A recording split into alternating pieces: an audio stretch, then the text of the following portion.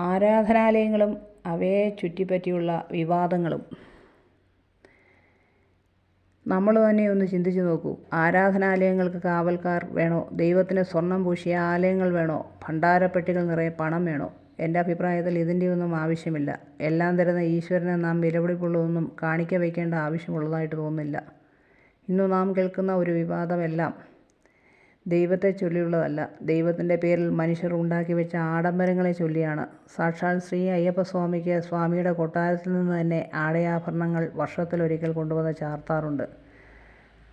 അതുതന്നെ ധാരാളം. ഒരാചാരമായി നമുക്കതിനെ കാണാം. പക്ഷേ പിന്നെ കാണുന്നതെല്ലാം ആഡംബരങ്ങളും ദുരാചാരങ്ങളുമാണ്. നമ്മളൊക്കെ ജനിക്കുന്നതിന് മുൻപ് തന്നെ ശബരിമലയും ശ്രീ അയ്യപ്പസ്വാമിയും അവിടെ നിലകൊള്ളുന്നുണ്ട്.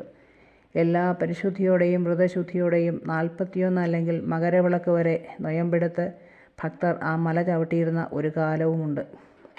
അങ്ങനെ അയ്യപ്പനെ ദർശിച്ച് അനുഗ്രഹം വാങ്ങി സായുജ്യമടയാറുണ്ടവർ. അന്നത് ഒരു ആരാധനാലയമായിരുന്നു. അവിടെ സ്വസ്ഥമായി സ്വാമിക്ക് ഇരിക്കാമായിരുന്നു. വളരെയേറെ കഷ്ടപ്പെട്ടായിരുന്നു ഭക്തർ മല ചവിട്ടിയിരുന്നത്. അന്ന് എല്ലാ പരിശുദ്ധിയോടെയും കൂടി ആ ആരാധനാലയവും പരിസരവും ജന്തുസസ്യജാലകങ്ങളും നിലനിന്നിരുന്നു. കഠിനമായിരുന്നു ആ മലകയറ്റം. അത് ലളിതമാക്കാൻ എന്ന് തുടങ്ങിയോ ആ നിമിഷം മുതൽ അതൊരു വിനോദസഞ്ചാര കേന്ദ്രമായി മാറിക്കഴിഞ്ഞു. ഇന്ന് മിക്കവരും മാലയിട്ടാൽ നാളെ മല കയറും.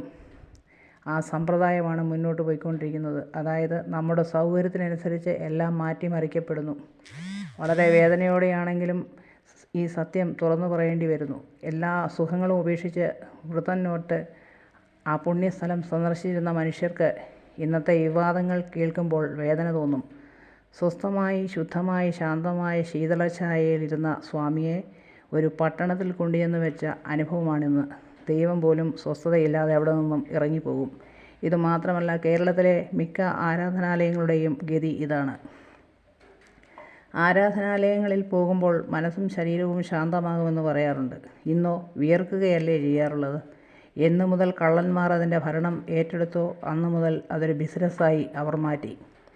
എന്തിൽ നിന്നും ലാഭമുണ്ടാക്കുക, അതുമാത്രമാണ് ലക്ഷ്യം ഇക്കൂട്ടർക്ക്. ആരാധനാലയങ്ങൾ ആഡംബരങ്ങൾ കാണിക്കാനുള്ള വേദിയല്ല, അല്പസമയം സ്വസ്ഥമായി നിന്ന് ഭജിക്കാനുള്ള വേദിയാണ്. ഇന്ന് സ്വസ്ഥമായിട്ട് അയ്യപ്പസ്വാമിയെ ദർശിക്കാൻ എത്ര പേർക്ക് സാധിക്കാറുണ്ട്? ഇല്ലെന്നല്ല, കള്ളന്മാർക്ക് കൂട്ടത്തോടെ സാധിക്കുന്നുണ്ട്. പാവങ്ങളെ ഒരു സെക്കൻഡ് പോലും അവിടെ നിൽക്കാൻ സമ്മതിക്കാതെ പിടിച്ചു തള്ളുന്നത് ഞാൻ പലപ്പോഴും മാധ്യമങ്ങളിലൂടെ കാണാറുണ്ട്. ആ പാവങ്ങൾ നാടുകൾ താണ്ടി നൊയമ്പെടുത്ത് കൈ നിറയെ ഭണ്ഡാരപ്പെട്ടിയിൽ വിട്ട് അലഞ്ഞ് വലഞ്ഞൊന്ന് തൊടാൻ കാത്തു നിൽക്കുമ്പോൾ കട്ട് തിന്നുന്നവന്മാർ ഒരു കൂസലുമില്ലാതെ വില കൂടിയ കസവ് നേരിതും പുതച്ച് രാജാക്കന്മാരെ പോലെ അവിടെ വിലസുന്നതും കാണാം. എന്തൊരു വിരോധാഭാസമാണെന്ന് ഒന്ന് ചിന്തിച്ചു നോക്കൂ. വർഷാവർഷം കിട്ടുന്ന കോടാനുകോടി പണവും എല്ലാവരും കൂടി വീതം വെച്ചെടുത്തിട്ട് ഒരു കണക്ക് പുറത്തു വിടുന്നു. ദേവാലയങ്ങൾക്ക് സ്വർണമോ തങ്കമോ ഒന്നും പൂശേണ്ട കാര്യമില്ല. എല്ലാം നമുക്ക് തരുന്ന ദൈവത്തിന് അതിൻ്റെ ആവശ്യവുമില്ല. ഒരു ദൈവവും ഇന്ന് വരെ പറഞ്ഞതായിട്ട് എനിക്ക് തോന്നുന്നില്ല, നിന്നെ ഞാൻ അനുഗ്രഹിക്കണമെങ്കിൽ എനിക്ക് കോടാനുകോടി രൂപ തരണമെന്നോ എന്നെ സ്വർണം കൊണ്ട് അലങ്കരിക്കണമെന്നോ ഒന്നും. കോടിക്കണക്കിന് ആളുകൾ നമ്മുടെ രാജ്യത്ത് ദുരിതം അനുഭവിക്കുമ്പോൾ ഇതുപോലെ ആരാധനാലയങ്ങൾക്ക് മുതൽ മുടക്കുന്നവർ ആ പാവങ്ങൾക്ക് ഓരോ വീടുകൾ വെച്ച് കൊടുത്ത് എന്തെങ്കിലും ഒരു ജീവിതമാർഗം കണ്ടെത്തി കൊടുത്തിരുന്നെങ്കിൽ, കോടാനുകോടി മുടക്കി ദൈവങ്ങൾക്ക് ആലയമൊരുക്കുന്ന എല്ലാ ജാതി മതസ്ഥരും വിചാരിച്ചാൽ നമ്മുടെ നാട് തൊഴിലില്ലായ്മയിൽ നിന്ന് എന്നേ രക്ഷപ്പെട്ടേനെ. ദേവാലയങ്ങൾ മോടി പിടിപ്പിച്ചതുകൊണ്ട് ഒരു രാജ്യവും ഇന്ന് വരെ വികസിതമായിട്ടില്ല. എല്ലാം തരുന്ന ദൈവത്തിന് ഒന്നിൻ്റെയും അത്യാവശ്യവുമില്ല.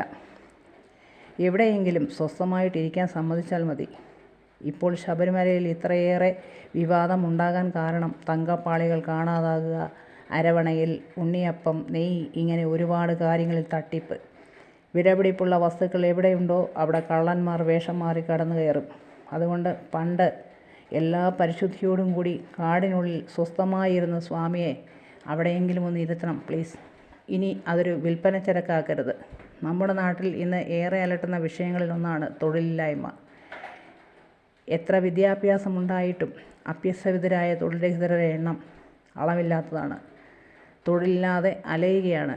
അവസാനം മയക്കുമരുന്നിനും കള്ളിനും കഞ്ചാവിനും മോഷണവും പിടിച്ചുപറിയും എന്നു വേണ്ട ലോകത്തുള്ള എല്ലാ തെറ്റിലും അവർ ചെന്ന് ചാടുന്നു.